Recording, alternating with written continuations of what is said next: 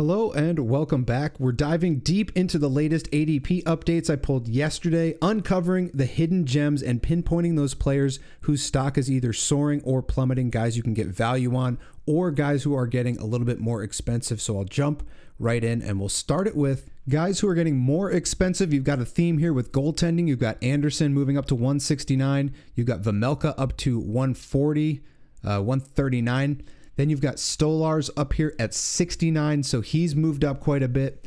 He started back here at 100, and this is a little bit unusual because he's a 1A, 1B situation, but you also get Kevin Lankinen getting drafted. I guess that's because of Thatcher Demko's injury risk. He's down here at 110, which is really good value for him. You know what you're going to get out of Thatcher Demko. You're going to get a guy who's top 5 upside, but just has that huge injury risk. You also get a couple of different wingers here. So you've got Seth Jarvis leading the way at 68, probably good value on him still. You've got Tom Wilson, a category league beast, at 107, moving up from 150-ish. So that's a huge jump for him. You've got Stuart Skinner, another goaltender, moving up as well. You've got Kirill Marchenko at just about 100. That's pretty decent value for him. He was a really decent goal scorer last year. You've got Alex Tuch, similar profile, a lot easier to draft him at 131 than it is to draft Marchenko, but you're getting a little bit less upside. Monahan moving up to 146 is interesting. Single position. Actually, he might be a couple position eligible, which was very handy last year. Dylan Cousins making his way up to 171.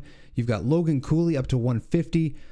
Donato and Sam Renzel. You've got Fantilli moving up a little bit. You've got Lehkonen coming in at 157.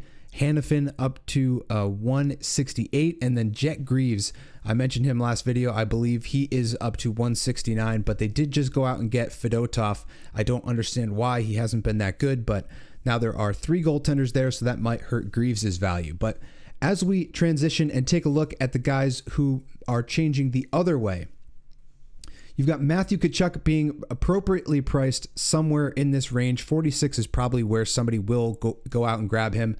He's got that, first round upside, and you're getting a pretty decent discount on him at that point in the draft. I would like to wait a little bit more, but still pretty decent value. You've got Nazem Kadri back here. You've got Hischier, Robert Thomas, all 3 centers still continuing to fade. Rope Hintz fading. All those single position centers, Bo Horvat. Carter Verhaeghe doesn't make that much sense, and neither does Brad Marchand. I don't know why these guys are sliding, but hey, I'll take that value on either of those guys, especially with Tkachuk out for the first couple of months of the season. Jake Wallman, I guess people don't like the power play 2 exposure here. Chris Letang is dropping. You've got a couple other defensemen, Brent Burns and Cam Fowler. Fowler's pretty decent in this range. I don't mind that at all for some power play exposure. Same with Falk in this range. You're kind of betting on either one of them taking that power play. Philip Peronic, same thing with a power play 2 situation. Shabbat, probably same thing with him as well. You've got Ekholm, tucked away back here.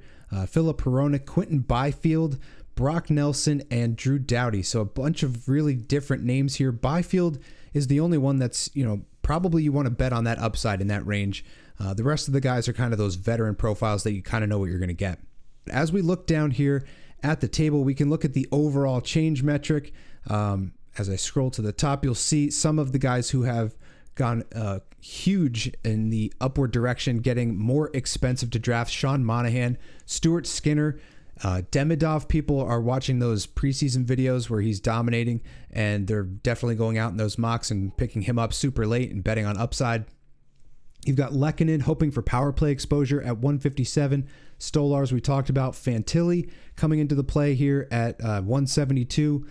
Evander Kane here at 164. That's pretty decent value. High risk, high reward in this part of the draft. Velarde at 138 is pretty decent as well. Joel Eriksson Ek at 124 is still pretty good, but he has moved up a couple spots. People are onto Dylan Guenther right now at 115. This is probably still good value on him, though. You've got Seth Jones hoping for that power play exposure at 93. Zach Hyman at 94 is pretty decent exposure. He's going to be a 35 goal guy, and you're going to get him that late with dual position eligibility. Pettersson here at 70 is really kind of surprising to a lot of people. I think the dual position eligibility and the hits kind of elevate his floor, and people are betting on upside, so maybe that's why. Allmark at 87 here is pretty decent value. I would definitely not mind that as a G1 if you're fading goaltending to this point in the draft. Marchessault at 158 is pretty decent as well. He's a guy who's upwards of 35, 40 goal ceiling, and then pretty, excellent shot volume at around 2.5 to 3 shots per game. So to get that late is nice. Same type of thing with Jared McCann, a goal scorer, shot volume guy. Dual position eligibility for Jared McCann helps his file as well.